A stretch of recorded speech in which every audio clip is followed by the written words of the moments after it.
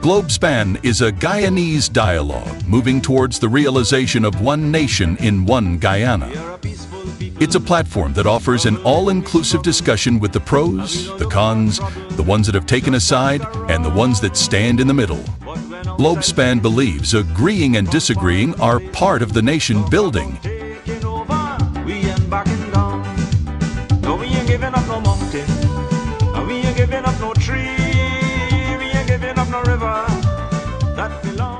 Globespan believes that every Guyanese voice is part of the nation building. As we span the globe for voices from the diaspora and those living home, we stand on our commitment that we are all Guyanese working towards one nation in one Guyana.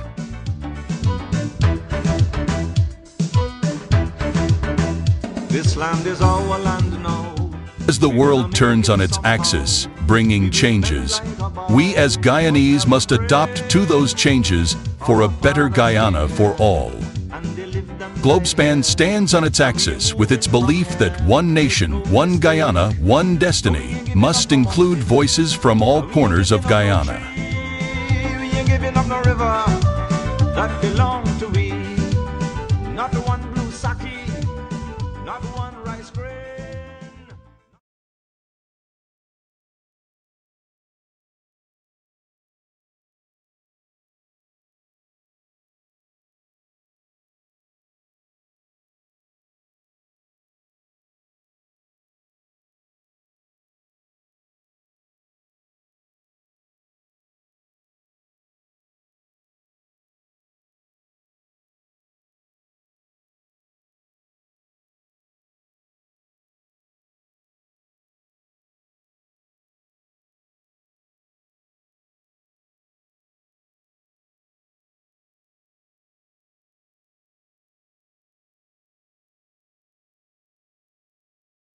Good evening, everyone, and to all our listeners, welcome to Globespan Television.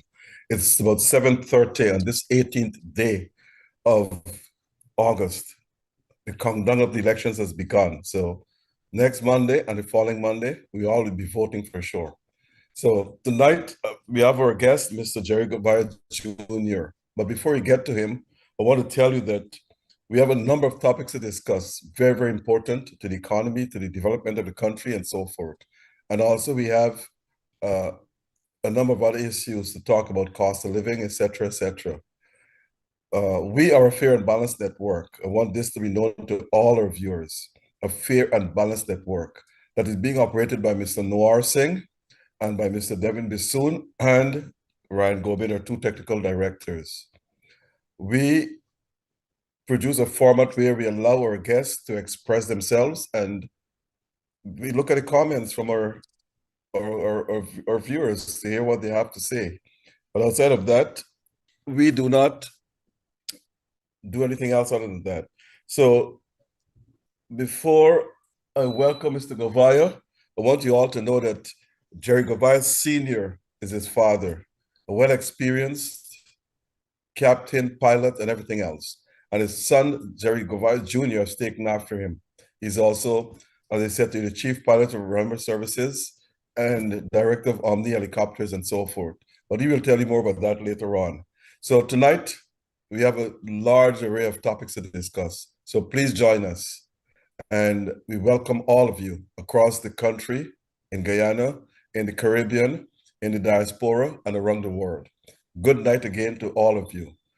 Good night, Mr. Gouveia, and thanks for coming to this program tonight.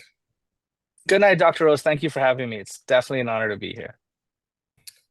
Mr. Gouveia, I think you're in your father's footsteps or shadows right now.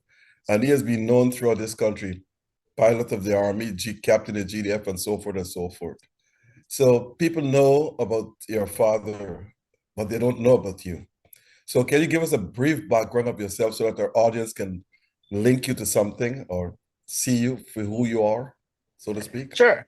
Thank you so much. So, as you actually said, I've grown up with two amazing, legendary aviators, dad being the great Jerry Gouveia, captain across the Guyana, military officer turned legendary pilot turned a very successful entrepreneur, and my mom being Captain Deborah Gouveia, who was Guyana's first female captain.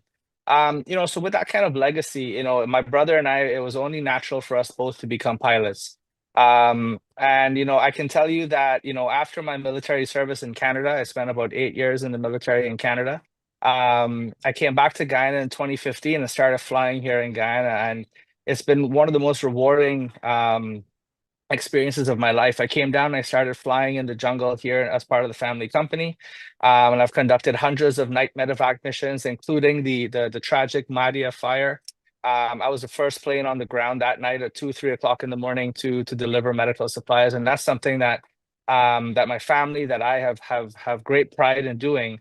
Is helping the hinterland communities both in the day and the night. So aside from the military service and my pilot career, I'm very active in the private sector. I'm currently the private sector chairman. And as growing up, I always hear both my parents saying is that a rising tide floats all ships. And so now I think it's behooved of me to make sure that all of my efforts are given to making sure that not only our family business does well, but all the ships, all of the boats around us will also rise. So I'm very proud to be the current chairman of the Private Sector Commission. And I just hope that we can all work together and move the country forward. Thanks. You said you were in the military too? Yes, sir. 8 years in Canadian military. And you left there at what rank, may I ask? I left there as a lieutenant. So As a lieutenant, I joined as an enlisted soldier against my father's wishes. He was an officer, and he says, Jerry, look, if you're going to join the military, join as an officer. So of course I did what any 18-year-old, 19-year-old kid will do, and I defied my father's wishes and I joined as an enlisted infantry soldier. If you have to And advise then the I young spent a few people in years as an Guyana, infantry soldier. if Yes. you have to advise the young people of Guyana, would you advise them to join the military? Because I know it's a discipline, services, and everything else, but would you advise them to join the military? Absolutely. I think it's one of the most transformative experiences, especially as young people.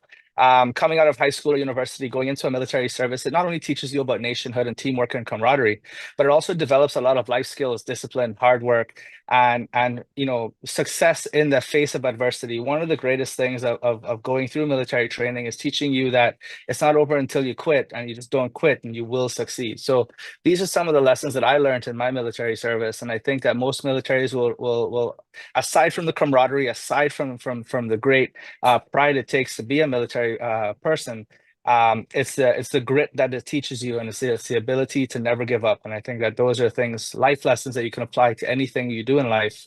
You'll be successful. So I think I would highly recommend, and I'm currently highly recommend young people to at least do one stint in the military. You're the director of Roraima Airways or Air Services, and also on the Roraima, yeah. Roraima. Now, Yes, sir. tell us about Roraima. When it started and what's going on now with their services, where you all fly to and so forth. Sure, absolutely. So Roraima Airways was started by my mom and my dad back in 1992. And it started off when, they just rented aircraft from people and then flew them themselves as professional pilots. Over the years, we were able to buy our own fleet of aircraft. Right now, we operate 6 aircraft. And we've expanded the business from the aviation side of it to now our own aircraft maintenance organization, aviation security, ground handling, executive lounge services, catering, and so on. We've also expanded into the hospitality market of Arrow Point and 2 small boutique hotels, corporate catering, corporation conferences, and so on. So the company has really expanded and stretched its legs, so to speak. So I would say that I got to give my parents a lot of credit for seeing this vertically integrated company at a time in the 90s and early 2000s here in Guyana. As the company and economy has grown, as we get into 2015 to 2020, as the oil and gas industry started, we were very proud to be the local partners for Omni Helicopters, which is an international oil and gas helicopter company. And then we formed Guyana's first helicopter company meeting oil and gas standards. And I'm proud to say that it's been a very successful venture. We're currently doing the flights offshore. We employ over 80 Guyanese, and we're training, 10 young engineers on the most advanced helicopters in the world. We just finished training 2 pilots. We're training another 2. And we're training tons of flight operations officers, safety managers, quality managers, and so on. So I'm very, very proud of the achievements that we're able to do with our partnership with Omni Helicopters. Your mom was a pilot too, am I right? Yes, sir. So it Guyana's runs in first the female genes. captain. Yeah. Okay, so it runs in the genes. Do you have Yeah. children? I don't I want to do. get So personal. actually, no, absolutely. So actually, my wife, she's also a pilot. And it's a What am I family of hearing pilots. here? Absolutely. I'm recently married and recently just had a child. And he is about 4 months old. So I mean, his life's open up in front of him, but let's see. I'm assuming he's going to be a pilot too. Well, Because if let's you're a just pilot, your wife is a pilot, what will yeah, my stop him from being a pilot? brother's a pilot, mother's a pilot, father's a pilot. So I think it is in our genes, and if I'm lucky enough and he would want to pursue the career, it's definitely a very honorable career. So the entire family is pilot. Folks, it's Yes, sir. 7:39 here in Guyana, North America. And as I said, the countdown of the elections has begun. And we have tonight Mr. Jerry Gouveia Jr., and we'll be talking about a number of issues. Now, Mr. Gouveia, you now have been elected chairman for the Private Sector Commission. You're the director of Omni Helicopters, Roraima Air Service, and so forth and so forth. Do you still fly, or do you still have I the do. time to fly? Yes, sir. I currently hold the position as chief pilot of the company as well as a director. So I handle all of the standardization for pilot procedures. I do all the pilot training, and I fly quite often. So, for example, we do a lot of the night medevac still. We do a lot of the hinterland support flights, and even with the new aircraft that we bought out of Italy, I actually flew it to Guyana myself. And landed and flew it across the ocean. So I do still actively fly. I think it's very important for us as a family to keep the skills alive, in the company. So that way, unlike other companies, we can jump in the plane ourselves, and we're the ones who are putting the metal to the meat where it matters. Folks, you're hearing it yourself. The Gouveia family are not aviation pilots. You're hearing it here for yourself tonight. I guess it started with your father, Jerry, and it Yeah. seeps right down to everyone else. Now, tell us what again about the Roraima, are the services. Are the services profitable? Yeah, Flying back and forth? Yeah, so I mean, for what we do, our clients are more corporate clients, so we don't necessarily do a lot of the general public. We would do more the mines, the government agencies, or international companies. We would provide the medevac services. We provide the hinterland community support and so on for the different villages and so on. So a lot of what we do it is profitable, but more so it's fulfilling. In the sense that flying in Canada, flying for one of the big airlines like Air Canada and so on would be lucrative as well. But there's something about giving back to the community. So every time that we offload, medical supplies into Camarang, for example, you can see the direct people that you're going to be impacting when we are taking, fuel to the small miner out in, Region 8. We would see the impact that we're having on the community, or if we're flying sick children out of Region 9 or let them at 2 o'clock in the morning, that you're having an impact. So aside from being profitable, which it is a profitable business, this fulfilling part of it is really where it matters. Okay, thanks. As I'm saying to you again, viewers, you're listening to Mr. Jerry Gouveia Jr., a now experienced pilot, as the chief pilot for Yes, Roraima sir. Services. Now, Mr. Gouveia, you have just been elected the chairman of the Private Sector Commission. This means that you're a leader for that commission. Leaders in the business world have to have imaginative and creative, thoughts, original mindset, and so forth. The Private Sector Commission have had a number of chairpersons before. What difference will you be bringing to it to make sure that it maintain its status? So the private sector is a very interesting grouping. How it's all set up in Guyana is the fact that we are a membership of memberships, meaning that the members that sit around my table are the leaders of every other private sector business support organization. For example, the Georgetown Chamber of Commerce, the Linden Chamber of Commerce, Region 9 Chamber of Commerce. All different regions of regional chambers would sit around my table. The Aviation Association, the Shipping Association, the Gold and Diamond Mines Association, Tourism and Hospitality Association, all the sectoral members, GMSA and so on, will sit around my table. So around our boardroom, we will have all of the leaders of all of the BSOs sitting so that we can talk about national issues. So to get to this position, it does take a lot of dedication because you have to prove yourself as a leader in one of the support organizations, right? The smaller organizations to get to the chairmanship of the entire private sector. The private sector has a long history and a legacy of well-established leaders, very visionary leaders here in Guyana. I'm proud to call myself, to sit on this next to people like Dad and next to people like Eddie Boyer and Yesu Prasad and Michael Correa and these monsters of industry who really shaped Guyana's entire economic landscape from the private sector over the last 32 years. So I count myself as lucky to be part of that legacy. What I bring to the table, a lot of it will be youth. I think next me and Nicholas Boyer will probably be the two youngest private sector chairmen in the history. And what I'm very proud of is the fact that we have a very inclusive and diverse executive. I have the first female vice chairman. I have the highest amount of women on the executive leadership of the Private Sector Commission. So what that does is it gives me an excellent team. And I think that one of the benefits that I bring to the table is that I'm very good at fostering teamwork, fostering teams, and then bringing a very young and new dynamic to it.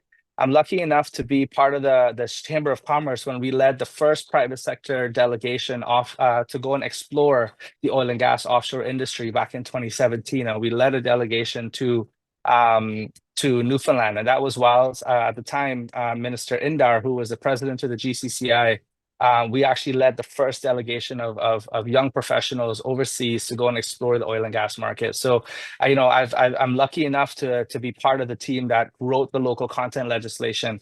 And being a young leader in this country and being someone who had the fortunate experience of studying abroad, working abroad in the military, and then coming back to Guyana, I think that paradigm really gives me an edge as a young leader in the private sector now. I am assuming, I don't know, I stand corrected. Is the private sector body a non-political body or apolitical?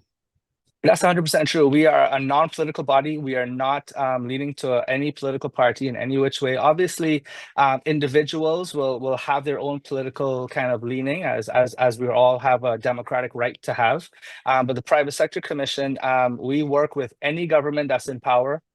We work with any leadership, any administrative leadership that's in power, because as a business community anywhere in the world, we work with the government of the day, and that is the mandate of the private sector. Good. Now, they have a number of large companies in this country: the Biharis, the Munishwars, the National Hardware, the Tulsi Prasads, the Giftland Mall. If you go to construction, BK International is about the largest in the country and so forth. Yes, are sir. they all members? And what Yes. are their contributions? What are the fees? Are the same fees for the large companies as for the smaller companies? Yeah, so actually we only have one fee structure to join the private sector. So if you're a corporate member, and I forgot to mention this a while ago, is that 1/3 of our membership is actually of our leadership is our corporate members. So we have about 85 corporate members now. And that is generally the larger, more established companies, the Bank CIH, the Bihari Group, the National Hardware Group, and so on. So you're absolutely right, sir. We do have a lot of these larger companies. To become a corporate member of the private sector, you would have had to prove yourself as a long-standing, good-standing member of at least two of the other BSOs. So either you'd have had to have a few years of service in the GCCI and GMSA simultaneously.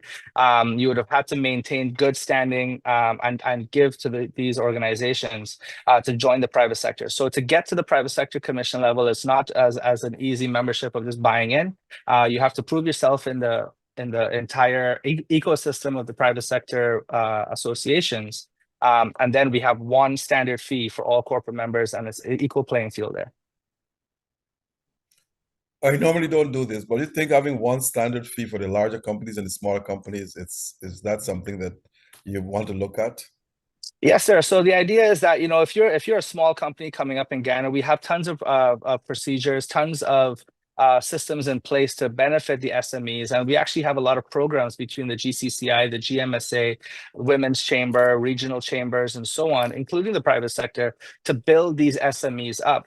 So the idea is that if, for example, we're launching our business support desk, which is in partnership with the IDB, and we're going to be offering free mentorship programs, business plan development, financial feasibility, access to capital counseling, and so on. So we're going to be doing all of these for free, by the way, to build these SMEs. But the intention behind the Private Sector Commission is that it has to be a national level engagement. So if you're a small, medium company, yes, we want to build you up and we want to get you to be a large company, but we feel like you can be more, benefited if you are in the GCCI, which is localized to your small or medium enterprise, where they can actually build you up. And then as you grow as an entity, then you can graduate up to a national level private sector engagement. Well said. Folks, it's 7:49 on this 18th day of August. I have with me Mr. Jerry Gouveia Jr. You all heard him. He gave you a very good background of himself. Chief pilot for Roraima Services, Captain Jerry Gouveia Jr., a lieutenant in the Army, and all the groundings that one could think to have. Now, Mr. Gouveia, the cost of living is very high in the country. What recommendations the private sector has made to the government or to anybody to reduce cost of living, if any? No, yeah, so that's a great question. So every year we're fortunate enough to have to submit for a budget every year for it doesn't matter which government's in power. Every year the private sector submits a white paper on what our requests would be for a budget of the following year. And in the past, we have lobbied for things like reducing, duty and tax on vehicles, import vehicles, reducing corporation tax, income tax, raising the tax threshold. So a lot of the things that you see that the government has implemented, for example, raising the tax threshold, that came from a private sector white paper in terms of what we are recommending for our employees, for our business community. The reduction of vehicle tax, and so on. Those are things that the private sector would have put forward as our recommendations. So every year we actually give recommendations based on the business environment that we're in, based on the feedback that we're getting from our employees, from our supply chains, and so on. And you're not wrong, the cost of goods has gone up tremendously in Guyana, primarily due to the fact that our demand is far outweighing our supply. And not just the individual supply, but the entire supply chain has been overwhelmed with demand. So that's obviously going to increase cost of living. And so things that we're doing is that we're lobbying for incentive programs, tax programs to allow the private sector to start manufacturing things here in Guyana, which is ultimately the only way to really bring down cost of living, is that you have to start creating goods here, because the effects of the global logistics issues, as your viewership is probably well aware of, the war in Ukraine, the global shipping collapse that happened during COVID, all of these things are raising the international import bill across the globe, and Guyana is feeling that impact, along with the high shipping costs. The high shipping costs and the high demand. So what I would say is, the private sector, we make our recommendations every single year. And this coming year is no different. So after elections, we will be supplying the government a list of some of the things that we would like to see. For example, a further reduction in corporation income tax and corporation tax. We would want to see things like government programs to improve the logistics supply chains, for example, the roads, the bridges, and connectivity. So that way, when we incentivize the agriculture sector, it's cheaper, it's easier to get the goods from, for example, from Ibini. They have beautiful farms and ranches in Ibini, but we can't get the goods to Georgetown to the end user, and that is things that are going to raise the cost of goods. So I think the main focus will be developing for example, the gas to shore plant to reduce the cost of electricity, to incentivize manufacturing in Guyana and processing in Guyana to really start manufacturing goods, adding value-added goods here in Guyana to reduce the overall cost of living. It is a challenge, and that is unfortunately a byproduct of rapid growth. I got a question here from one of our listeners. He seems to be Yes, a sir. businessman too, and he says that not to mention his name because you and him are very good friends. Okay. But here the question he says, to ask you that they have been pleading with the government. There's been a shortage of foreign currency, Yep. but he said the larger companies are having foreign currency at their will, but they're struggling to get foreign currency. He said, are you aware of this and what the private sector intends to do to make this a level playing field? He's Right. your Well, friend. yeah, no, I appreciate it. So, the trick of the matter is that doing business in Guyana, again, because you have had such a rapid growth in our economy, especially in our foreign supply chain, we're having to buy things and import this. So a lot of our foreign purchases will be in US dollars. So what it is that it's draining the US dollars out of the economy, but we're not exporting as much as we're importing. So that trade imbalance means that US dollars will always keep flowing outwards. And what we need to do is start manufacturing locally so that we reduce the amount of need that we have for importing goods. We make it right here. The Guyanese dollar continues to circulate in Guyana, reducing the need for foreign exchange. However, it doesn't solve my mysterious friend's problem. And the thing is that, I know that the government has released some US funds and they have mandated that the banks, try to equalize or in the most equitable way as possible, distribute the funds amongst the different companies. The unfortunate truth is that, the banks, just like any other private business, will like to maximize their return. So if they can, sell their US at a higher rate for bigger companies, that's a private bank thing. The government can only do so much. And I know that the government has been putting pressure on the banking system to try to equitably do it. Unfortunately, they're a private company, so they're going to look to make sure that they report high returns for their people. So they will sell at the highest levels.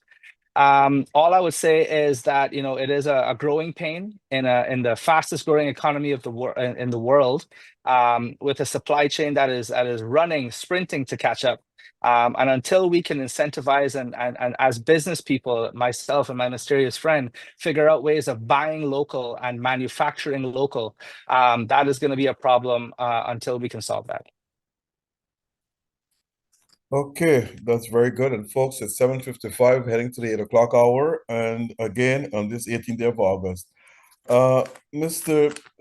Gouveia, a gentleman is asking again that he says, what is killing them in this cost of living, high cost of living right now is that VAT is a bit too high. He asked the question, do you think or should you make recommendation the government should lower VAT to at least 10 or 12%? Right. So, I mean, I remember when the discussions of VAT coming into our economy was happening.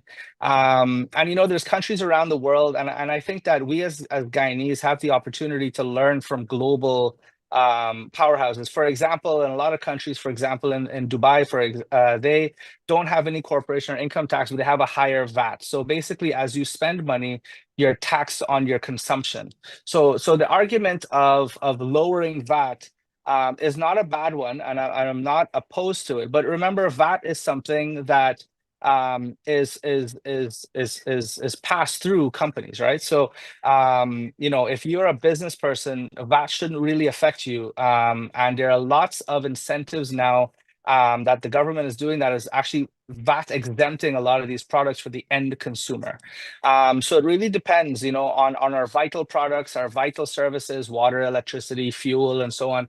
Those are VAT free. Education, healthcare, and so on, VAT free. So it really depends on a lot of your building products and so on, VAT free. So as we develop our manufacturing locally, and I know that the government is incentivizing by giving tax breaks on it. So we may end up, seeing the VAT stay on certain products, consumer products, maybe higher end consumer products. But I know that they have done a lot to remove VAT from the essential products. So whilst I agree with you that VAT is high and maybe there's room to bring it down, that is a macroeconomic policy that they would need to make. All I can say is that I think again, with private sector input, we have lobbied for VAT to be removed on certain products, especially the essential ones, and the government has listened, and that has fostered the private sector and the consumers to help there. If there are other products and other services that could benefit from removing VAT and are becoming vital in the economy, then I think that the private sector will be more than open to add that to the growing list of VAT exempt products. Things like alcohol and cigarettes, though, I don't think I'll ever get a VAT exemption on those, unfortunately.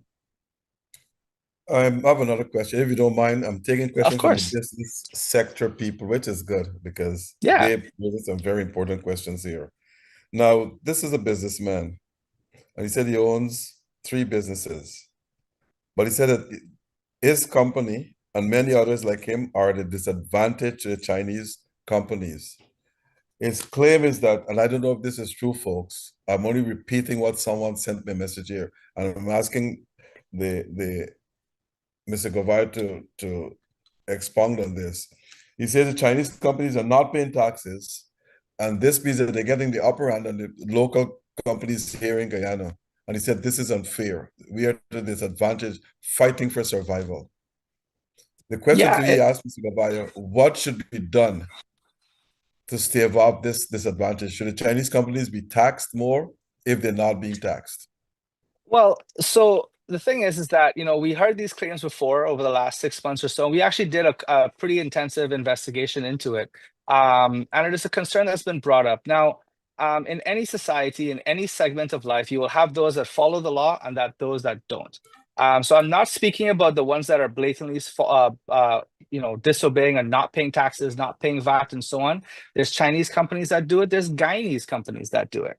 It's wrong across the board. So what we have done in the private sector is that we've actually set up an illicit trade desk that's working very closely with the agencies, GRA, CANU, and so on, to start talking about illicit trade, right? And illicit trade is everything from smuggling to not declaring your taxes, to hiding goods, to importing things and not paying your duties on them, and so on. So the idea behind it is that we have this desk that businesses or people can report, alleged businesses that are maybe not paying their taxes and creating an unfair competitive advantage. And then we would take that to CANU and GRA. What I can tell you and to your viewer is that we had brought a few of the cases to GRA. GRA looked into it and the taxes were paid. We went to the Chinese embassy and the Chinese embassy looked into a few of the companies and the taxes have been paid. The imports have been paid. In the events that, we get alleged things of people not paying their VAT, we go to GRA, and then they would go and do an audit on the company and so on. So what I would just say is that, as of right now, what we are pushing for in the private sector is a level playing field. I don't care if you're Chinese, Guyanese, Canadian, US, Brazilian. You have to pay taxes just like every other company, and if you're not, you're breaking the law, and you should be dealt with accordingly. So we're pushing for rule of law, and just know that through our illicit trade desk, we investigate all reports made to it. And if you go on our website, you'll see the number for the illicit trade desk. You can send an anonymous tip. So for your person who's operating the 3 businesses, and if he has Chinese businesses that he feels are ducking taxes, report it to the illicit trade desk. We'll pass it on to CANU or GRA, and they'll go check it out. We've also met with the Chinese ambassador specifically, and she has given her commitment that if the Chinese businesses are not paying their taxes, the Chinese embassy themselves will be engaging to make sure, because they want to make sure that China has a law-abiding business community here in Guyana. And all I would say is that, we have to work together to make sure that rule of law is applied across the board. Chinese, Guyanese, doesn't matter. Good, very good. The GDP is at 45 to 48%, which is almost the highest or the second highest in the world today. Yeah. Do you think, and most of it comes from because of the oil revenue and so forth, but do you think that the country can sustain such a high GDP? Well, so we spoke about a few issues: cost of living, the foreign exchange issues, and so on. And that those are challenges when you have one of the highest GDP growths in the world. I do think that we can sustain it. I think that we as the private sector and the government and the people have been doing a pretty good job at diversifying our economy, diversifying our investments, using the revenue from the oil and gas industry, and diversifying that into the tourism industry, the manufacturing industry, the mining industry, and specifically the agriculture industry. I like to say this all the time, is that if you listen to the budget, and I highly recommend the viewership, they actually go and read the budget. The most incentivized industry in Guyana is agriculture. And a lot of people don't know that. So there's tons of opportunity in agriculture. And what we just need to continue doing is that making sure that we diversify our oil and gas revenues, diversify the revenues that come from the peripheral businesses of oil and gas, hospitality, offices, transportation, and so on, and make sure that we diversify it into an economy that's not around the oil and gas. So agriculture, construction, logistics, and so on. So I do believe that we can sustain it. I think it is remarkable that we're able to continue to see this level of exponential growth here in Guyana. And I'm fortunate enough to do presentations to international delegations from Colombia, from the Dominican Republic, from Qatar, from the US, from the UK.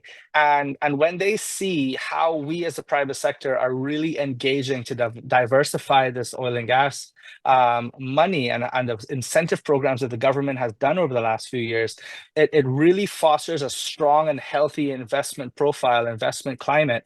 And I think that we will see the number maintained somewhere around 40%, at least for the next few years, as the country continues to exponentially grow. So I do believe it's sustainable for the next few years.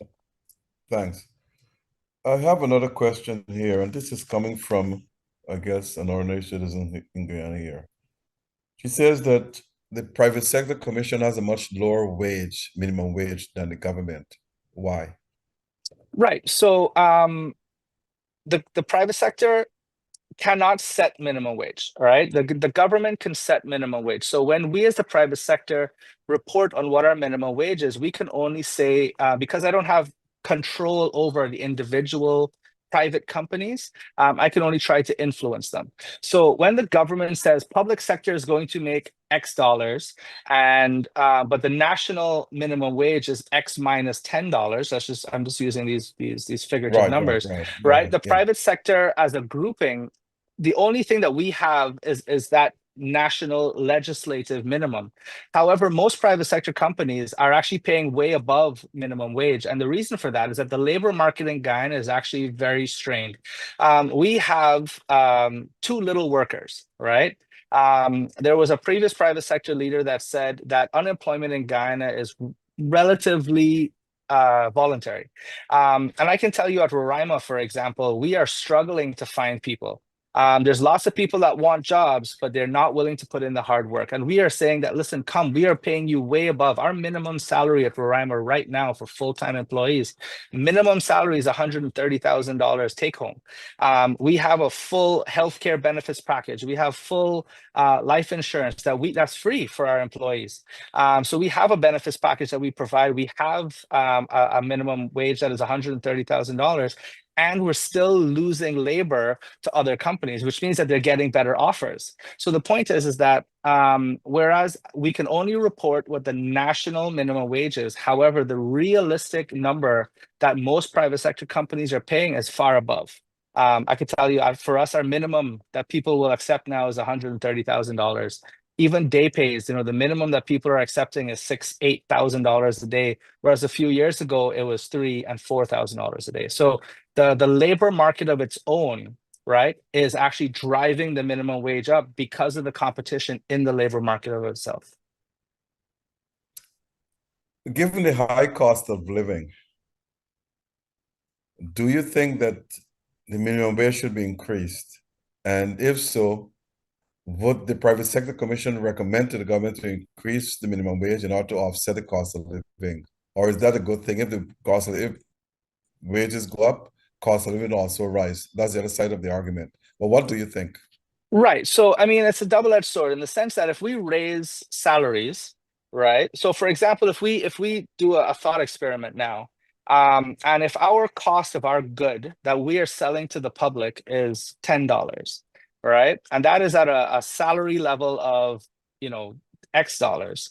If we raise salaries by $2, the businesses, we don't have the margins to eat that raise in the salary. So we will actually raise the cost of good to offset the increase in salary. So if we raise salaries by 2 units, the cost of the goods will also raise by 2 or even more units. So the trick here is not raising salaries to combat cost of goods, it's actually reducing the cost of goods. Whilst I agree that we should try to raise salaries, the minimum wage in Guyana, I think it'll be a good thing. We have to make sure that if we raise salaries, then the cost of the services, the cost of the goods, the cost of the groceries will raise in proportion to the raise in salaries. And you can't keep chasing that white rabbit because you're going to continue running down that road. So the trick of the matter here is to lower the cost of living, lower the cost of goods, because raising salaries will always have cost of living continue to rise in proportion. So whilst, yes, we are talking about raising salaries, we're more focused on reducing the cost of living, reducing the taxes, reducing the import, reducing the fees, and improving and promoting local manufacturing and local value added. Given the current situation, what do you think should be the cost of living today? The minimum wage should be a minimum in your view? Right. So again, that's a number. I think that would be for more of a macroeconomist. What I can say is that in principle, I would like to see a raise in salaries, but a reduction in cost of living.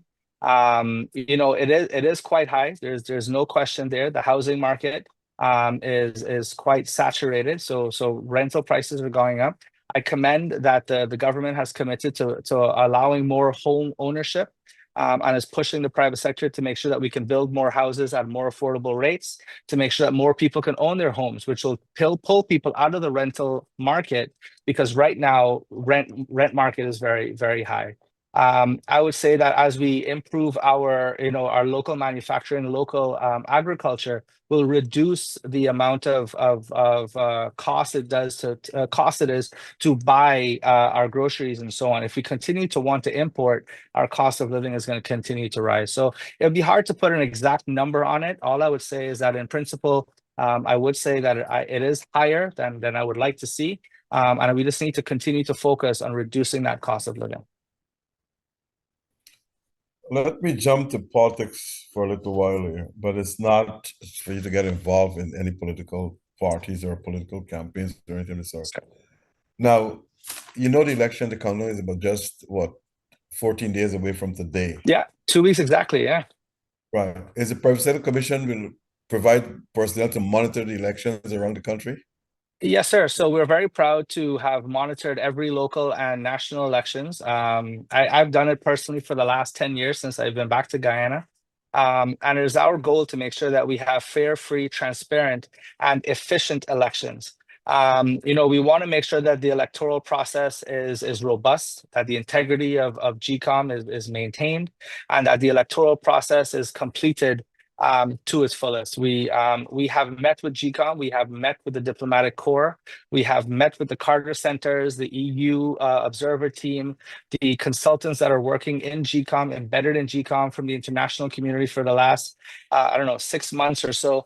We have spoken to GCOM about the improvements that they have made, and we are, as of right now, confident that GCOM can execute free, fair, and transparent elections in 2 weeks. I add the efficient part because, unfortunately, I was involved in the observer mission in 2020.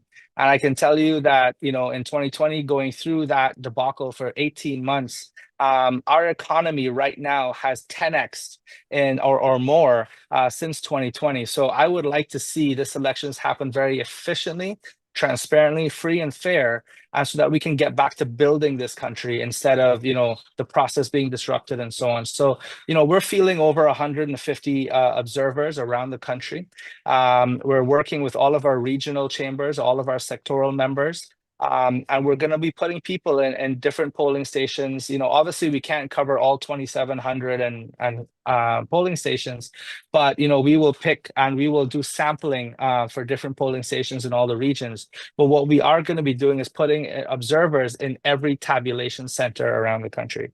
And we will be. We've already started our observer mission. We started just before nomination day, and we've been looking at everything from the press releases of GCOM, from the political party statements to the manifestos. I just came from the PPP manifesto. I went to the APNU manifesto, and we're observing all of the political parties in their campaigning. We're observing GCOM and their readiness, and we're observing the international community. We're actually working very closely with the international community to make sure that we have free, fair, transparent, and efficient elections. Don't you think it would be a good recommendation, because you got about 150 members, you said. We have over 27,000 polling places across the country, which means that we'll need at least about 2,700 people to monitor all these polling places. But taking together all the various companies, the EU and all these places that will be monitoring the elections, do you think that you should not have duplication at one center? Let's say you are at the polling station A, then no one else should be there. That person should be at polling station B, C, and so forth. Do you think that's a good strategy so they can cover the entire 2,700? I'm sure Yeah. all the various organizations that are here to monitor, they have more than 700 people. But the point is, they'll have 4 or 5 of them in one place. But do you think they should spread out across the country, all in the interior? Yeah, so actually, that's a very good point. And just so you know, we are collaborating, more coordinating rather than collaborating, more coordinating with them, so that way we have more visibility across the country. So yes, you're absolutely right. We, along with the international observers, will be pushing out into the hinterland communities to look at as many polling stations, both in the city, rural areas, as well as the hinterland community. So you're absolutely right. And we are going to be communicating to the different observer groups, both locally and internationally, which polling stations are we at, so we have minimal duplication of our effort. You're 100% correct, and that is the intention. And then also, one observer won't be there all day. They will go to multiple polling stations and do sampling. Have you communicated with GCOM that if there are irregularities, what steps are to be taken to prevent or to stop them? Yes, so we have a direct communication line with GCOM, and if there are any irregularities, that we have the communication protocols in place to report it up to GCOM. And if, for example, for whatever reason, we feel like we're not getting joy speaking with GCOM or speaking to the political parties, and the private sector has a voice, a very strong voice, we will not hesitate to go public like we did in 2020. We were actually the first agency to call out the discrepancies. And when we were speaking to GCOM and we weren't getting satisfaction that they're listening to the private sector, we went public and said that things are going wrong here. And we're not afraid to do that again. For the most part, most elections in Guyana are peaceful before the voting, but the problems of non-peacefulness comes up after the results are published or during the time of calculation or tabulation of the results. Do you think we'll have that this time, like what we saw the last time? Yeah, I'm hopeful. No, I'm hoping that the political parties exercise a high level of maturity and professionalism and integrity. I saw reports, I saw articles saying how we can't control our members, or you can expect bad behavior. I think that is very unfortunate, very sad of those political leaders that will allow that level of civil unrest to happen in our country. We are a very small country. At the end of the day, we're all neighbors, right? We have less than 800,000 people. So when people in different villages are hitting the streets, you're hurting your neighbors, you're hurting your extended family. And this is something that we cannot have here in Guyana. So I would definitely say that the political parties need to show leadership. They want to be political leaders, they need to lead. And as a military trained leader, I know that it comes from the front. It comes from my ability to control the people that I lead. So I will not accept any political parties saying I don't have control over my members and you can expect bad behavior. I think that is very poor leadership, and I won't accept that as a private sector. Folks, it's 8:17 on this 18th day of August. As you said, the countdown to the elections are on, and we just have about 2 weeks to go. Now, we saw elections in Trinidad a few months ago. It was a peaceful transition. We also saw in Suriname was also a peaceful transition. So we expect a peaceful transition in Guyana as well, whosoever wins. But let's say they're not a peaceful transition. What do you think, how this would affect the business community? Because in most cases, people tend to riots and so forth, and the business community that normally faces the brunt of these riots and so forth. So what advice you have to give to them on election day, election night, the day after?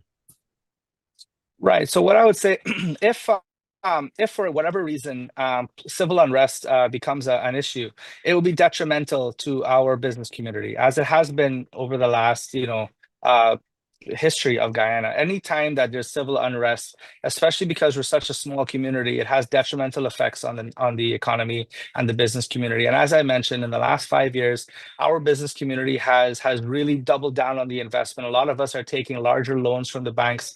The international community has started investing, and I think that if we see that, you will see a slowdown or even stagnation of our economy, which will have detrimental effects on our business community. A lot of us are taking loans to keep up with the growing demand, and if they try to shut down the country, it will have an effect. So all I would say is that this is why I'm saying where I am depending and I'm expecting of the political leadership to lead their people, to make sure that we have a peaceful transition of power, as you rightfully said, whichever way it goes, that we respect the rule of law and we respect the electoral process and our democratic process.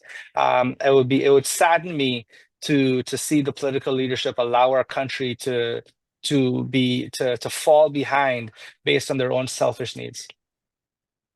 Have any political parties approached the Private Sector Commission or approached you as the chairperson about the elections, or we still have 14 days to go? Or will you be approaching the political parties and asking them to maintain a peaceful transition? Yes, so we have actually met with every political party at the time, and we have, and every sitting parliamentary political party at the time. So the PPP, APNU, as well as the AFC. Since the new parties formed, none of them has really asked to meet with the private sector, and then we got into our observer mode. So as of right now, we will be issuing public statements, and we will be contacting the parties individually to remind them that they are leaders in our community. If they want to be political leaders, I expect them to lead, and that everything that their followers do, I'm holding them personally accountable if they want to be a leader. Because like most military leaders know, the buck stops with you, and a failure of your troops is a failure of the leader. So they want to be political leaders, then this is what they should be expecting as a private sector, to hold them accountable. What's the role of the Private Sector Commission in this election? We're just observers. Outside of monitoring and so forth. There is no role really. Our role in this election is to observe. Our role is to observe and report. So if we see something going wrong, we will report it. If we are satisfied, we will report it. And our job during this electoral process is just to observe and report. Okay. Now, let's go back to the economy. How long you'll be the chairman of the private sector for? It's a year or 2 years? No, so you serve 1-year terms and you're elected every year. So we're elected by our peers. And I have to go through about 3 different rounds of elections inside the private sector. So it's a very democratic process, and you serve for 1 year. And I think I'm only about 3 months in now. Is there a term limit? Yeah, so you're allowed 2 consecutive terms. This means 2 years. Yeah, 2 consecutive terms, yes. Okay, good. Now, let's look at the development in this country and the future. How do you see this country developing?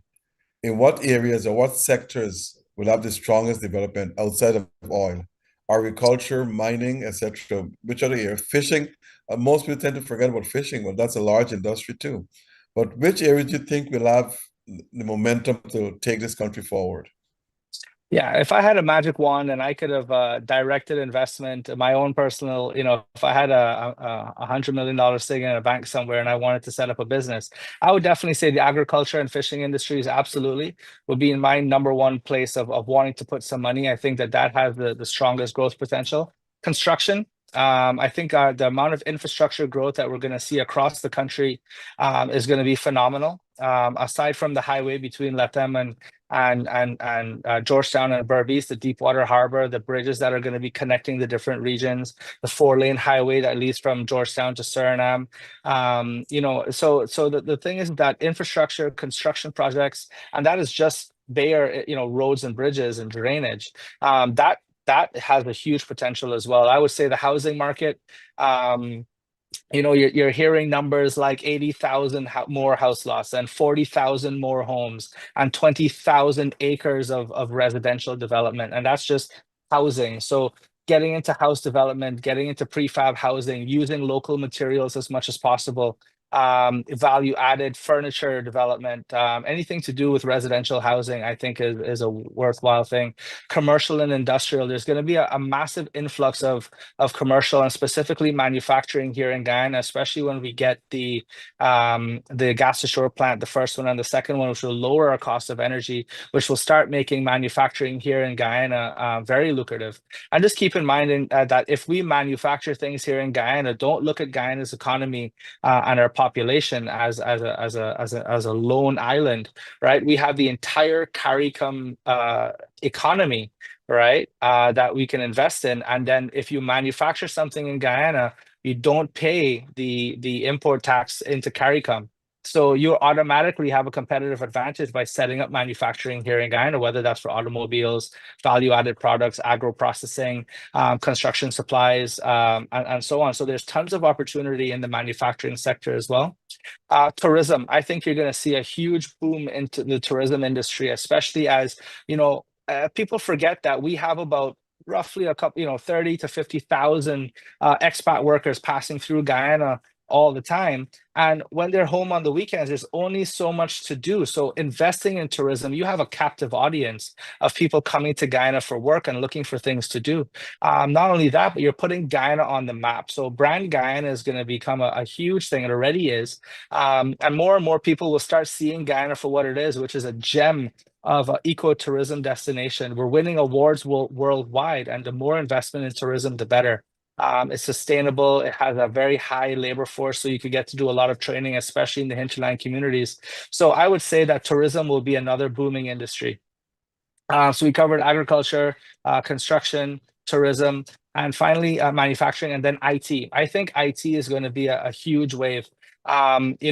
AI, software development, hardware, data centers, and so on. I think that those are going to be some opportunities for Guyanese to be involved, especially if you start thinking about outside of just Guyana, if you start thinking about northern Brazil, start thinking about Suriname, and then the Caribbean market from an AI or AI development, software development, hardware development, and data centers.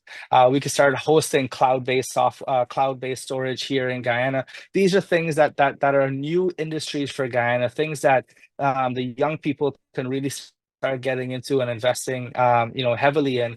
I know that there's a lot of STEM programs being launched. For example, free coding courses that is offered from the UAE here to Guyana. And I forget how many thousands of young Guyanese participated, but that is going to be a future industry. So I think that you're going to see a lot of tech development here in Guyana as well. I'm glad you mentioned tourism because I was just coming to that now. We have a number of airlines at local. Yours, Roraima Air Services, We have JAGS. JAGS is an affiliate or subsidiary of BK International. And what else we have? We have now to boost tourism, especially in the interior, and you spoke of ecotourism as well.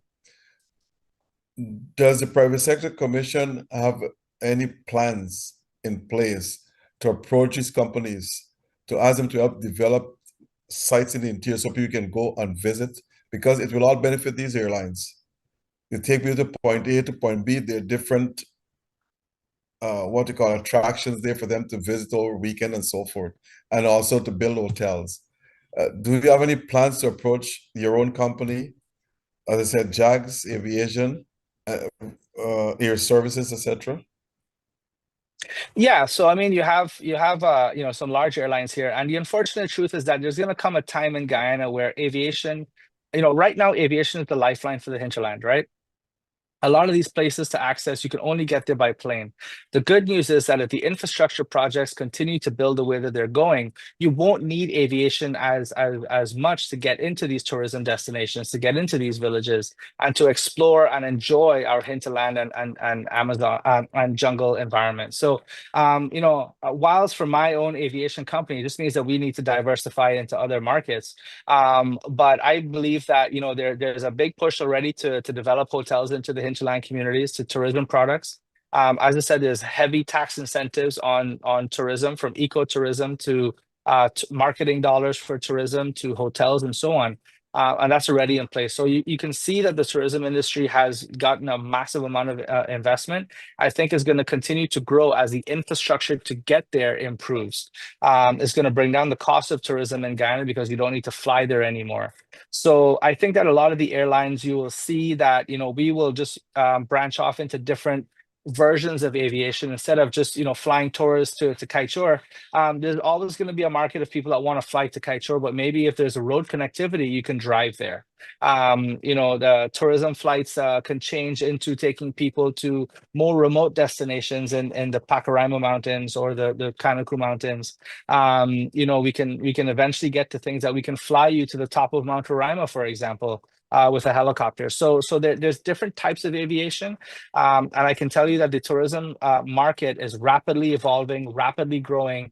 And I think that with the incentives, especially if they continue, we will continue to see rapid growth in the hinterland tourism market. Do you think the government should invest in tourism, make us a tourist attraction country like Trinidad, like Barbados, like Jamaica, St. Lucia, and those islands? Absolutely. So, I mean, the tourism products is a little bit different. We don't have the blue sand and so blue water and white sand, but what we can do and what we have been doing is that we've been connecting with the different tourism bodies across the way to do twin services. So, for example, we're working with like Barbados and the Dominican Republic, for example, to say, hey, go spend a couple of days on the beach, enjoy the blue water, enjoy the white sand, and then come to Guyana and enjoy ecotourism. So those kind of relationships are already starting, and we're starting to see the growth in that market where people are now, traveling around the Caribbean and enjoying different types of tourism destination experiences. I can tell you that the government has incentivized, instead of the government themselves investing, what they are doing is incentivizing the private sector to invest in tourism, and you can see a lot of that happening with support from government, with support from the GTA, in terms of pushing the marketing on a global scale. They're going to all of the international tourism conferences and so on, and setting up beautiful Guyana booths to build the brand of Guyana. And I think that is how we have to continue to push the tourism industry. I'm from the quarantine, let me make this clear. And we have a beautiful beach. It starts from number 54 village all the way to number 76 village. Mm-hmm. 63 is the main hub that most people go to. Mm-hmm. Now, why is it that that beach is now being developed?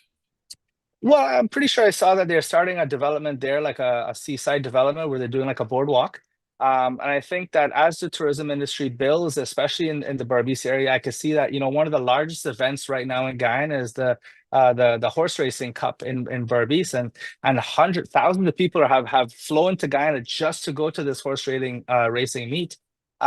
So we're seeing tourism being pushed out aside from the traditional Arrow Point nature resorts and the Baganars and the Arapramas and so on. We're seeing different types of political of tourism products, whether it's going to 63 Beach, which is getting a beautiful boardwalk now, which is going to the horse racing event in Berbice and developing different tourism products for different parts of Guyana. I know you're not an economist, but it said invest in agriculture. Here we're speaking of sugar Mhm, and rice, the two mainstays in agriculture. Then we have cash crops. mhm. And we can go on to cattle and so forth. But the sugar industry is ailing right now. Rice, most of the rice farmers will tell you, some say it's not true, that they're not making, it doesn't work planting rice because the profit margin is no longer there, they're losing on planting it.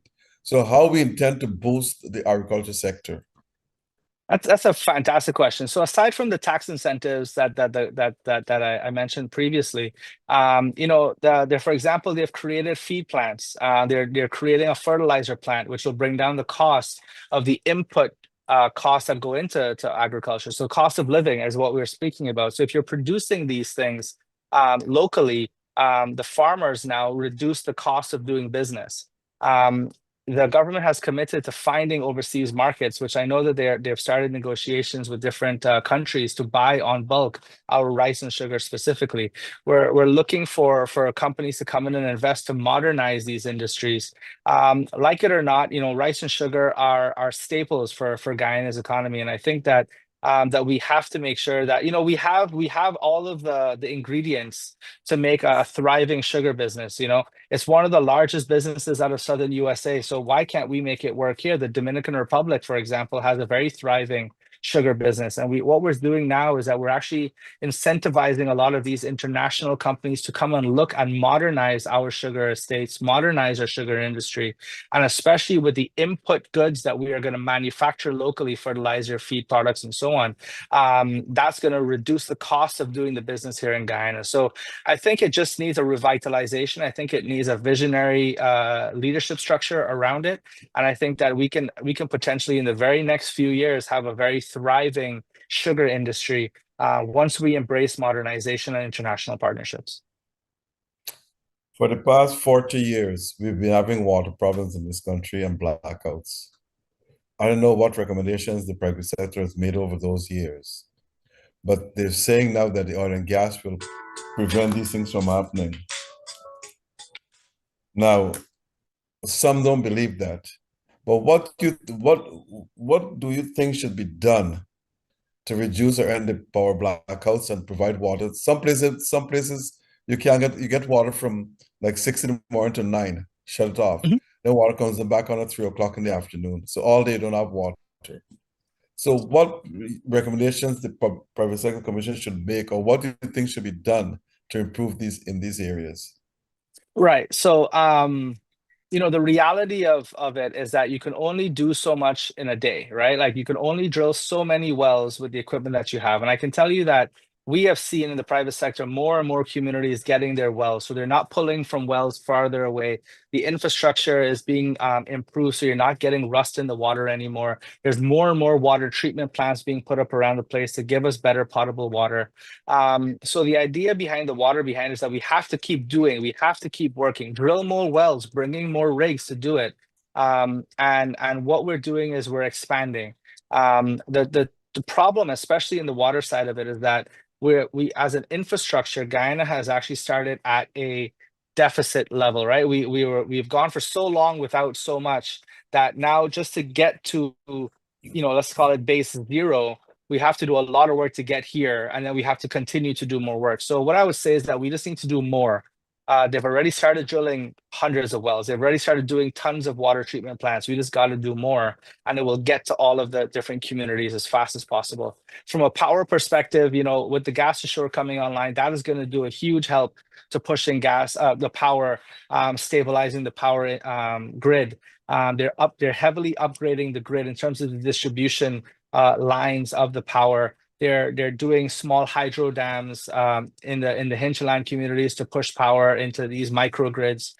They're doing large solar arrays in different communities to create these microgrids of reusable, sustainable energy. So there's a lot of work that the GEA is doing to make sure that we also look at the green energy sector from hydro and solar and even wind. Aside from that, they're developing the gas to shore, which I think will be the largest transformative project that we will see as you reduce and stabilize the cost and efficiency of the power grid. So as I said, these things take time. It's unfortunate, and I wish that we could snap a finger and solve it tomorrow. But the truth of the matter is that these things take time to do the proper due diligence, to do the proper research, to then do the procurement system, to the implementation and execution. These are not small projects. These are multi-billion Guyana dollar projects spread out over some of the most hostile jungle in the world. So we have to do it right, and we have to do it methodically. But I believe that we're rolling down that road now, and we just need to continue the momentum that we're doing. Folks, you're listening to Mr. Jerry Gouveia Jr., as I said, pilot and chairperson of Roraima Airways Services, and has been doing a very good job in answering these questions. Mr. Gouveia, let me ask you this question, and I stand corrected. Is it true that the runway at Ogle will expand to take larger, wider body jets? And if so, what will become of the Chedijagan International? Right. I don't see Chedijagan International going anywhere anytime soon. Chedijagan is a world-class airport in the making. I think that it is going to be crucial, especially if we want to make Guyana the logistics hub, both for cargo and passenger for the region. So we will need a larger airport like Chedijagan to be that center of logistics connectivity. The Ogle Airport expansion is really for regional traffic, is only going to 6,000 feet, is in the master plan. So you're going to get, corporate jets is really what it's going to be, a hotspot, people flying, on their G5s or their Falcon jets, corporate jets, to land at Ogle, go do their meetings, and then shoot off to another country. So it's going to be, I think, a hotspot for corporate aviation, regional aviation for the inter-Caribbeans and the Caribbean Airlines and Trans-Guyanas who are doing the regional movements. That's where it's really gonna to do very well. I think that even the wide body aircraft, whilst it is physically possible, speaking as a pilot now, I hope you don't mind me nerding out a little bit for you. But so with the shorter runways, you end up using a lot higher power settings on those larger aircraft, which burns more fuel. So it's more economically feasible for the larger airlines, the larger operators, to go on a longer runway. They use less power on their takeoff, so that way they use less fuel, less cost. So it'll Chedijagan is 10,000. They're going to keep growing the length of the runway. So the larger airlines will continue to use them. It's more economically feasible. It's a lot safer, and so on. So I think you're going to see a split in the type of aviation. Larger jets are going to continue going to Chedi, the American Airlines, the JetBlues, the cargo 747s that are coming all the time at Chedi, and then at Ogle, you're going to see the corporate aviation start going there, as well as the regional aviation. But more so, Ogle is always going to be the home for local aviation companies like ours to continue serving our hinterland community. That is, I'd be very surprised if it ever moves from Ogle. That is our home, and I think it will continue to be our home. So it will not be an international airport to attract flights from North America or so. I mean, you might get a couple, but for the most part, I think it's going to be more regional. Okay. Now, but the other question I want to ask you is this. In Guyana, there's a shortage of labor. I'll come back to the airport question just now. Oh, but let me ask you the airport question. Will the runway be extended to about 8,000 or 9,000 feet at Ogle? Oh, at Ogle, no. I think in the master plan it is capped at 6. Okay. There's a shortage of labor in Guyana. For example, you did mention that it's hard to get people to work. Have you been given the green light to import labor from other countries into Guyana? Yeah, not just us, but every company. Getting work visas is that's not. what I meant. That's what I meant. Yeah, so it almost not necessarily a green light. It's more of a necessity. To do large construction jobs, you have to import your labor. There's just not enough warm bodies to conduct these construction infrastructure jobs, agriculture jobs across the country. geographically split. So a lot of companies have gone to importing labor from either India and different countries. And also, from an expertise level, sometimes you need that extra expertise and experience that you may bring in labor from overseas. And I can tell you that I think that especially recently, the government has acknowledged that part. So whilst they're pushing for local content development and training of locals, they're understanding that if we want to continue to keep the pace, we have to import labor, and there are facilitating the importation of labor, the issuance of work visas, and so on. You're not circumventing it. You're still going through the same process and making sure that the people are coming in are documented and monitored, and the taxes are being paid accordingly. But it is happening at a very efficient rate.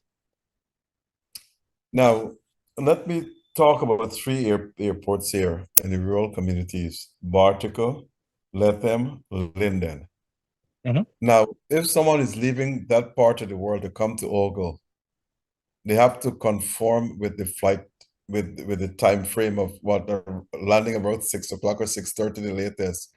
If they have to land later, they have to get permission from the civil aviation director. Mhm. But the problem remains, these airports don't have lights. Right. So they have to put portable lights along the way.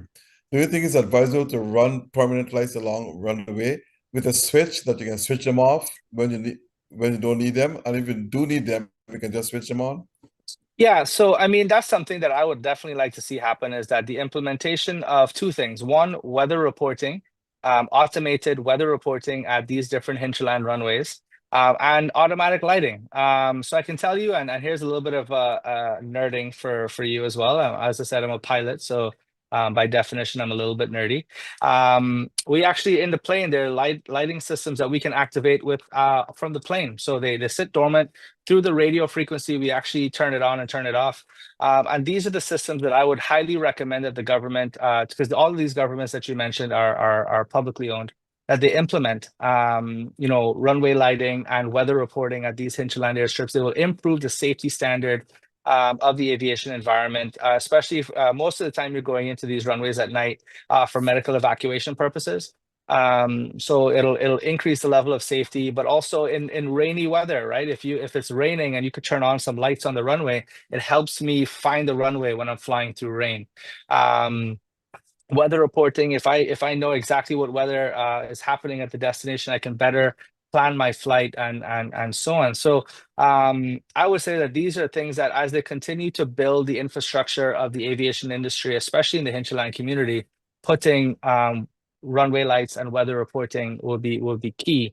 I think that as the aviation industry grows, the regulatory environment and the regulator will evolve with the environment, with the aviation industry, and then you're going to see more and more commercial flights at night. Right now, it's only emergency flights that happen at night. But I think that we can, as we improve the infrastructure, the safety standards get higher, commercial aviation can start diving into the night operations. Could you tell our listeners how a pilot flying from Lethem communicates with the tower at Ogle? Sure. So it's all radio waves, and through the different repeater towers that we have around Guyana. When I transmit out of my aircraft, radio waves carry the transmission, just like they would in the US, to the different repeater stations, which will eventually make its way back to Ogle, and then we will communicate that way. But do you think there should be control towers at the other airports as well, like in Lethem in the future, and Linden Yeah. and so forth? So I think that as the aviation industry continues to improve and these individual runways become more busy, then there's feasibility analysis that will be done for towers. Even in the United States and Canada and so on, there are airports that are operating hundreds of flights a day doesn't have a tower. It's all we have procedures in aviation for operating at runways without towers. And that's how we're able to have thousands of flights operating into these runways every single year. And our accident rate is actually pretty safe here in Guyana. We don't have any aircraft that are hitting into each other. We don't have any aircraft that are landing on top of one another or anything like that, because of the procedures and the training and the discipline of our aviators, of our pilots, and so on. So I think that, whilst the infrastructure will get better, putting towers at these runways, unless it gets extremely busy, won't be necessary based on the inherent training and procedures in aviation. Thank you.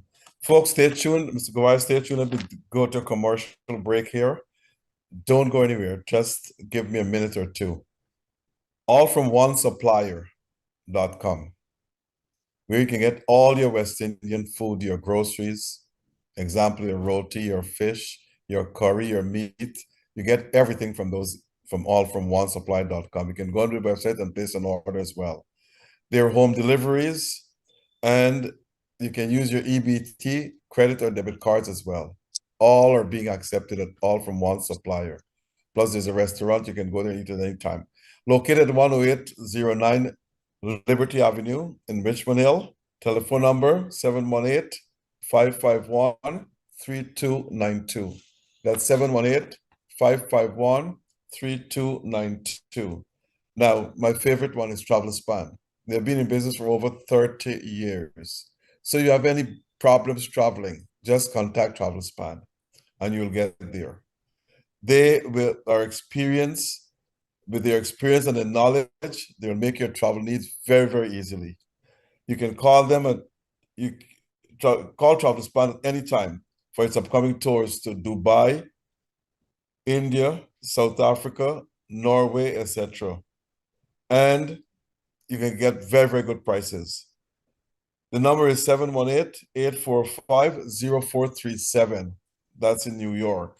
Georgetown, 227-1701. Rosal Town, 337-4287.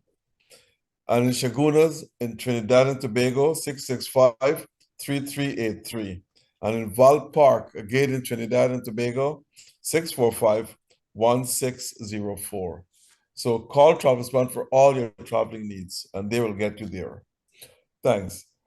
Mr. Gouveia, we got just about 12, 14 minutes remaining. Now, I got a question from our listener here. It's a she, because she's very fearful of traveling with those small planes, especially go anywhere in the interior. She prefers big planes. Can you explain or at least alleviate the fear from this listener to tell her that the small planes are safe and whatever it is? Give her some confidence.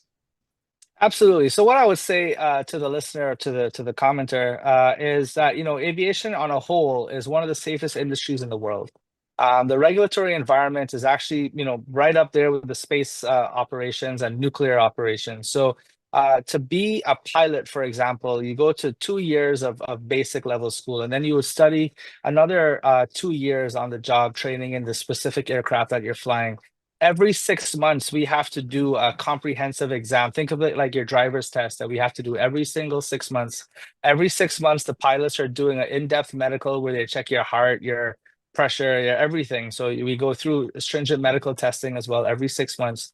Every single day, the engineers will check the planes. They will check the planes to make sure that that they're safe. The pilots themselves will do another inspection all before the plane flies. Every time the plane lands, it's inspected to make sure that it's safe. And the idea behind it is that, every 2 weeks, the planes are opened up. All of the call it the skin of the aircraft is opened up and the engines are being inspected. They're opening up the engines to make sure everything is safe. So I can tell you that from a safety standpoint, we have one of the most rigorous safety standards around the world. And whilst I understand that it can be a little bit daunting when you're flying through the air and you can feel the bumps and so on, just think of it like moving water, like when you're on a boat on the river and you feel the wave, that's all it is. It's just moving air. And if you think of it that way, the planes are meant to fly. They're created to fly. And they fly on their own sometimes, right? Like, the winds are good enough, the planes, you'll actually see videos if you go on YouTube of the winds are blowing and the plane will start to fly on its own. So planes are designed to fly. They're very safe. There's multiple redundant systems on the aircraft to make sure that if any one thing goes wrong, you have two other systems that will back it up. And especially if you fly with Roraima, we only fly planes with more than one engine, so that's a huge plus. The new aircraft that we bought are from Italy. They have, weather radar, so we can see through the clouds and to see where the tough spots, the bumpy spots are. We have autopilot, we have air conditioning on board, we have internet on board, so you can look at YouTube videos as you're flying. So all I can tell you is that it's a very safe industry. The pilots are trained to exceptionally high levels, and we maintain a very high level of professionalism around both the engineers looking after the plane and the pilots operating them. And the service and support from our flight operations team are second to none. They make sure that the planes are clean, they make sure that the cargo is secured, and that the calculations are done to perfection. So I understand. However, all I can tell you is that it's an honor to be a pilot, and it's an experience like no other. So I hope to see you on one of our small planes sometime soon. Now, I want to tell this listener, she came up with a question, which I'll give it to you, but I want to tell her that most small planes today have two engines. But she's saying she don't like the small planes because they have one engine. If something happens, what happens?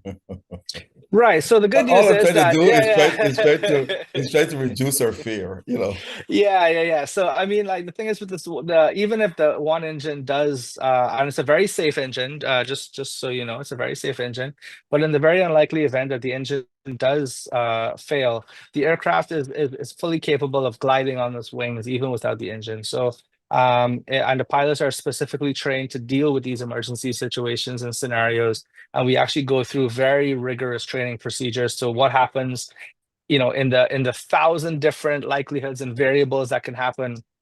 We're constantly training and constantly updating our knowledge base and our skills base to deal with emergencies that may never happen in your life. But every day when you sit at the edge of that runway and you get ready to push that power, you're thinking about everything that can go wrong and everything that you can do to fix it before it becomes dangerous. So that's the life of a pilot. You're constantly thinking about everything that can kill you and how you can counteract it. So that way the traveling public, you guys have nothing to worry about.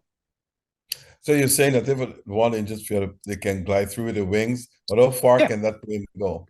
It depends on the plane. Some of them, some planes can glide for every 1,000 feet up you go, it can glide for about 6 miles. So think of it this way, it's about 5 miles between the Harbor Bridge and the East Coast for every 1,000 feet. So, and we usually fly between 8 and 12,000 feet. So you can start doing the math about our gliding ranges that we can do. And if a plane having two engines, folks, I'm not preaching doom and gloom. I'm just asking questions because we have an experienced pilot here in Mr. Jerry Gouveia, so he will explain everything. If one engine fails, can the plane run in one engine? Yeah, so a lot of the aircraft can run for a short period of time in some cases, or extended periods of times in other cases, on one engine. And again, it's a more advanced level of training that we go through to fly multi-engine aircraft. And part of the training is that we go up in the air and we shut down the engine and we fly it with one engine. And we are trained to fly it with one engine for extended periods of time to bring it into land and all this kind of stuff. So the amount of training that we go through is at actually a higher level to operate multi-engine aircraft. And as I said, at Roraima, we only operate multi-engine aircraft. Okay, that's pretty good. So whosoever that listener is, I think she's a she. I hope your fears have been reduced now and you will fly one way or the other. Yes. Because you're listening to an experienced pilot here, Mr. Jerry Gouveia, so you won't get it from any other person. Now, Mr. Gouveia, we're coming on to the end of the program. It's 8:55. We have about 5 minutes more to go. Now, the smaller planes that are flying from Ogle to the interior and so forth, they have all the safety measures in them and everything else. Now, how do they make it through windstorms or heavy rain or whatever it is? Right. So as I mentioned, that the majority of what you're going to see there are just moving air in different directions. And as I mentioned, the pilots specifically are trained to see when you're flying through and you can't see out the window. And a lot of it has to do with the rigorous and very high level of training that the pilots will go through in order to reach a command level. So we train in all different environments, both simulated and real, to make sure that we can handle thunderstorms, that we can handle heavy rain, that we can handle heavy winds. And the planes are rigorously designed and tested to make sure they can handle the tough environments. So we fly very safe aircraft. Let me ask you as an experienced pilot, you flying for how long now? How many years? Since I was about 30, no, sorry, not 30. I was 20 when I started, so about 18 years now. 18 years. So you're a very experienced pilot. What was one of the worst case scenario confronted you up in the skies? There's been a few, especially during the night medevac missions. I can tell you that, especially one of the ones that stands out with me and still lives with me today is the unfortunate Madia fire that happened that claimed the lives of those young women. I remember getting the call at 2 o'clock in the morning saying that, hey, look, these girls are in trouble. We got to go. And the medical team needs to get into Madia so that we can go and save as many of these young ladies as we can. So myself and another pilot, we jumped in the aircraft. And I remember that night, the weather was not good. It was heavy thunderstorms and a lot of rain at Madia. But we decided, hey, we got to go. These girls are depending on us. So we definitely pushed the limit and we flew through heavy winds, heavy rain, lightning. And then getting into Madia, we barely saw the runway, which was lit with little lights on the edge of the runway, makeshift lights. And we were able to land and deliver those doctors to go and save those young women. So at least the ones that we could save. So that one definitely lives with me, and I'll be lying if I said that it wasn't scary at times, but you fall back on the level of training that you have. You fall back on the experience of myself and the other captain that was with me, Captain Larry Barkley, who was our director of operations. And we understood that we're doing it to save these young girls. So we put all of our training to the test. We put all of our, there's a beautiful saying that I remember growing up is that courage doesn't mean that you're not scared. It means that you go anyway. And that's what we do. We rely on our training, we rely on our teamwork and our skill, and we got the job done. Okay, so that was it. Now, the other question I want to pose to you is this. Medevac, you take doctors into areas or you bring people out who are extremely sick as well? Both. So in some cases, we'll take the doctor in to stabilize the patient to bring them out. For example, in motor vehicle accidents, we've had cases of those bush trucks with people in the back go over the side of a cliff and then catapults, 10 people into the trees. So we'll take the doctor to stabilize them, put them on the aircraft. Or if it's I brought out a 7-year-old with a snake bite, venomous snake bite to the ankle, and his organs were starting to fail. So we would have a doctor on board to stabilize the young boy. We've had newborns in respiratory distress to bring them out. So ladies that went into pregnant labor, pregnant ladies who went into labor on board the aircraft. And I've actually had twins delivered on the aircraft, flying them out of Madia. Both babies were born on the aircraft. So we've had a lot of scenarios. It's very fulfilling to see it, but I've seen things that I don't want to see, especially babies being born in the back of the airplane and you're trying to hold the airplane steady going forward. So a Medevac aircraft is specifically equipped with medical equipment and everything else. Yeah, we would have a full medical bag. We would have oxygen on board. We would have saline. We would have, as much equipment as we can get, spinal boards and so on.